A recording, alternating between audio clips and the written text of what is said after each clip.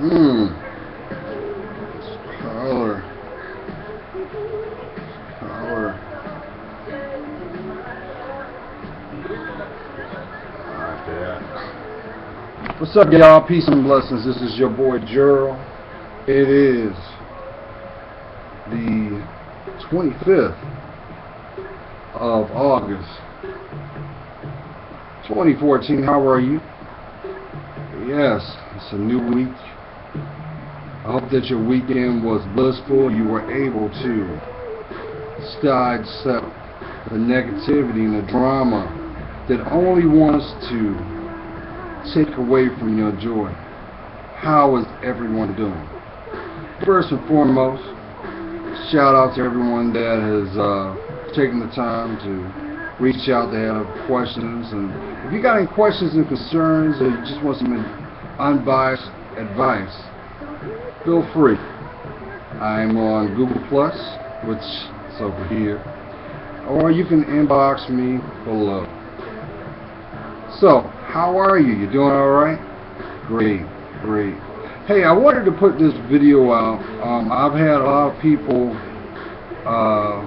inquire, and I was kind of waiting on when was a good time to put it out. And over this weekend, I had seen something that kind of really rattled my spirit. While I was out and about, I saw this couple, and I could tell that it was how can I say this? It was a arrangement in circumstance. It was like two people together, but in actuality there may have been maybe a tie that brought them together. May have been physicality or whatever it may have been, but you could tell that there was a power struggle in the midst of them. And I noticed that from their behavior that they really didn't want to be with each other, but by default they were brought together. And you could hear in the tone from each and every one of each person, it was very, very animated. The female, you could tell that she was on her last whip. She was very assertive. But then on the flip side, you could the guy, he had a more or less passive aggressive but arrogant tone. And it was very, very eye-opening, because you know, if I was a fly in there on the wall to see what was going on, I guarantee that everything is not what it seems.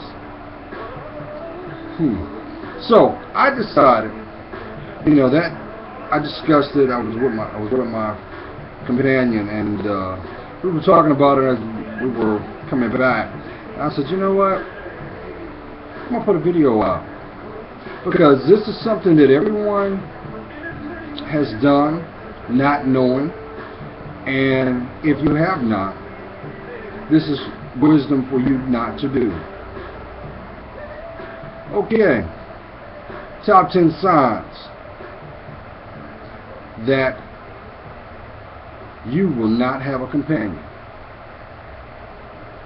That's right. Top 10 signs you will not have a companion. I know you're saying, well, Gerald, why would you say something such,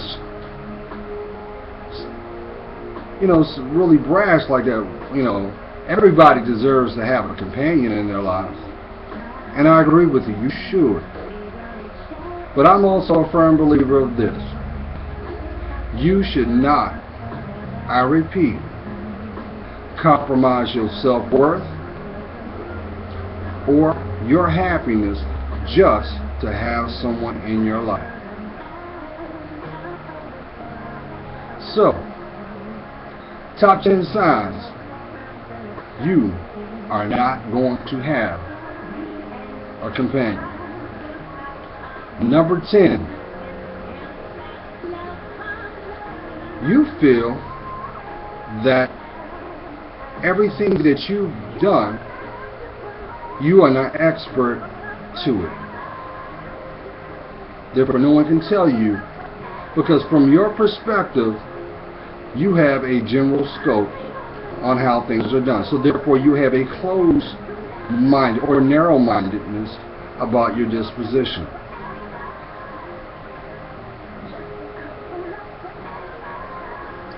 Number 8, you wear your pain as badges of honor. So instead of investing in yourself, you are attracted to drama. So every time that you go through disappointment, instead of learning from the experience and grounding your feet, you turn around and take a position of pride and ego, all to do it all over again. You're not going to have a companion.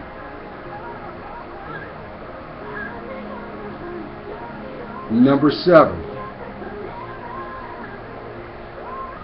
when it comes to sound advice and the people that truly love you, instead of listening to what they are conveying because they have your best interest, you prefer to take your advice off of what you see on TV as well as your peers, instead of discerning it. You will not have a companion.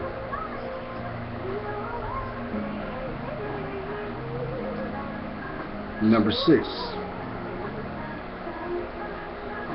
instead of investing in yourself and allowing yourself time to reflect not only where you've been, where you are, and where you're going, you allow the things that are negative to distract you from your path.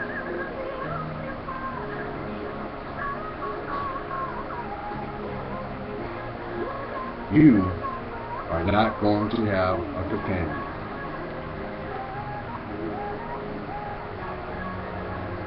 Speaking of companion, number 5.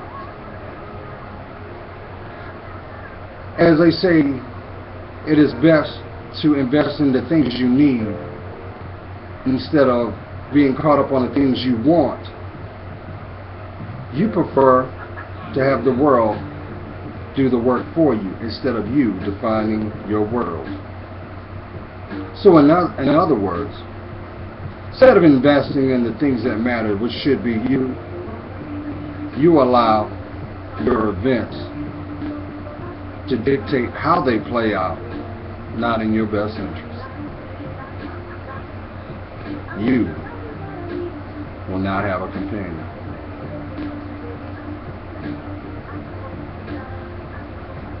Number 4.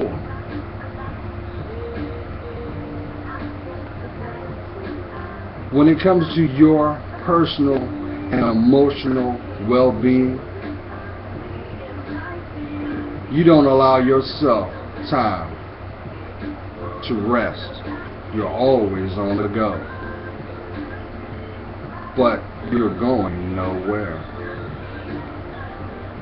So you're saying, but Joe, what do you mean about that? You're not investing in yourself and you want to go, but you're not going on. What I'm saying to you is this.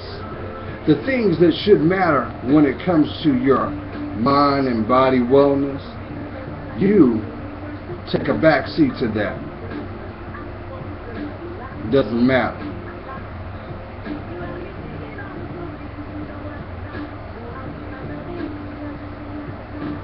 Number 3. When it comes to your direction in life, you sensationalize or admire those who have taken the short route, or you idolize those who in actuality are nothing but the Joneses by illusion. So you're saying, Jared, what do you mean by that? See, instead of going out there and being a go-getter and sowing those seeds that define who you are, you allow people to do the work for you. And that's why it has no value, because you didn't put no work into it. So, when you put that with your personal emotional well-being, how can you attract the one? You haven't put no work in for yourself.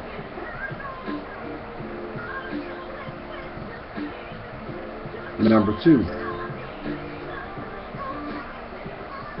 instead of discerning on the things that you need, being able to truly have that conversation with yourself, you take bad behavior as an act of wooing or vying for your attention. My queens, if you thought that the one is supposed to come into your life without you doing in the work, why do you think that you keep having to deal with Joe Rockhead? When you decide to invest in yourself,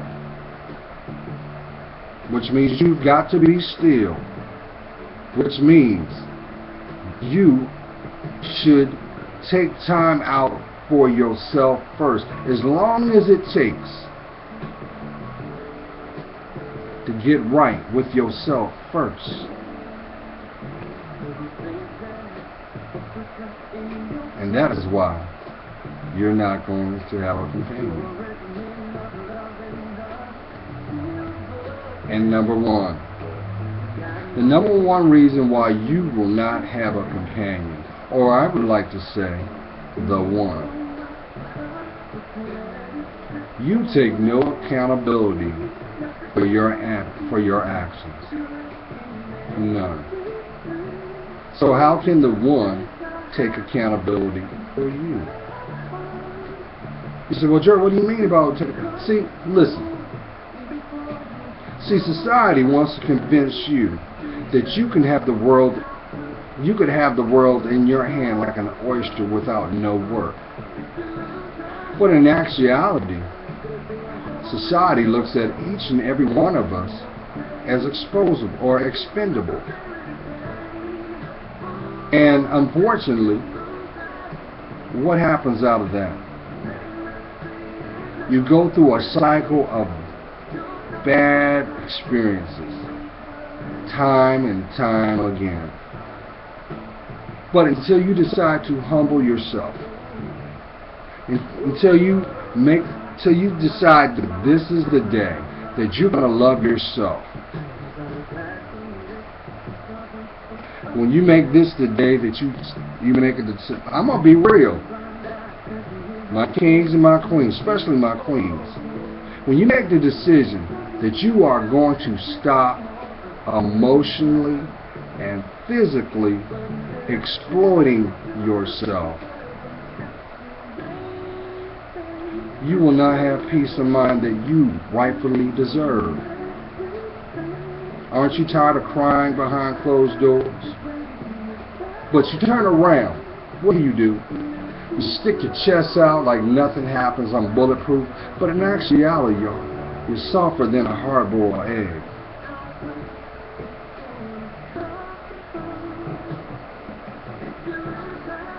So, if you want the one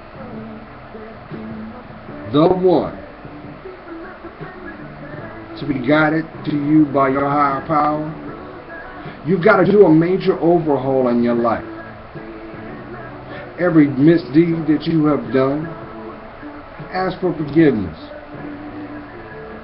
And then when you finally have the courage, repent and ask for forgiveness for those you may have hurt, even in physical form or in prayer. I would suggest prayer. But if you have the opportunity to make something that was not right, watch how much of that burden will be lifted, how much that will be moved. Some of you have allowed your ego to consume you so much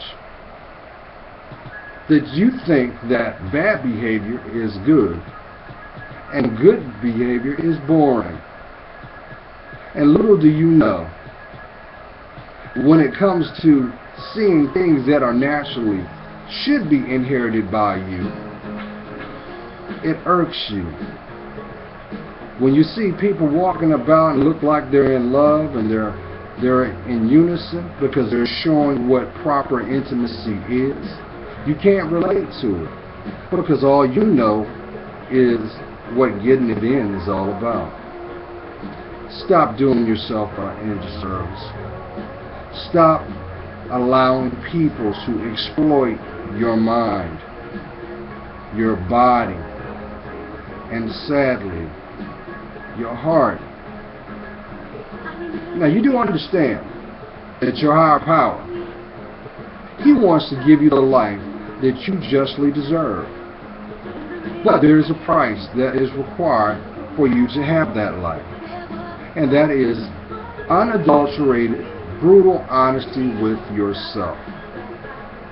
That is the only way that you will understand what being compassionate is, what intimacy is. I think Iana Van Zant said, intimacy is into me I see. Well, guess what? Until you decide to go in that heart, and go back where that initial pain first was, to at least look at it, you can come up with a plan of attack to get through it. Some of you have got people that love and adore you, but they will not walk with you because they don't want anything to happen to you. But they've tried to convey this, and you have turned a blind eye. Well, is it fair? No. But who wants to watch someone self-destruct? No, that's a slow death. So, if you want that companion, the one, if you want the life that is truly yours, and stop living in a life that is not yours, then you must first declare your name. It is your name, and you do have a legacy that must be fulfilled. But until you can be honest with yourself, you have to at least look at yourself in the mirror and say, who am I? Do I like where I am? Was what I went through to get me here worth every moment? And more importantly, what is it about me that I need to change? That's what honesty is. That is what intimacy is. It is up to us. See, only you know what's inside your head. Only you know what's found in your heart. But the world gets to see the projection of it. So if you're going through life with armor made out of ego, arrogance, and pride, I'm sorry to inform you, you are heading down a path that will leave you alone. And that is not a life you deserve. We see it all the time. We see that old man and that old woman, and you wonder, well, don't they have family? And then when you speak to them, they just, like someone had put vinegar in their mouth first thing, and they're just bitter. They have resentment. These people have this seed because they did not have the courage to claim their lives. They settled. And they went through life with people that only distracted them more and more from themselves, only to realize it ended up in a dead end. So love yourself, respect yourself, place your feet grounded, allow your higher power to heal your heart, your mind, and your body. And the more that you decide to embrace that position of authenticity, I'm going to tell you what's going to happen. Your circle will dissolve. Because as long as you keep walking down the path you're on, you will never see who you really are. And those in your circle are banking, I repeat, are banking that you do not realize how unique, beautiful, courageous, and strong. Place your higher power first in everything you do. If you spent last night sleeping but unrested, with anguish in your mind, with doubt in your heart, I know somebody right now is probably saying, well, I don't want to be in love because love don't work. Love does not work because you don't love yourself. And if you stay on that road, you will end up being used up, thrown to the side, only to reflect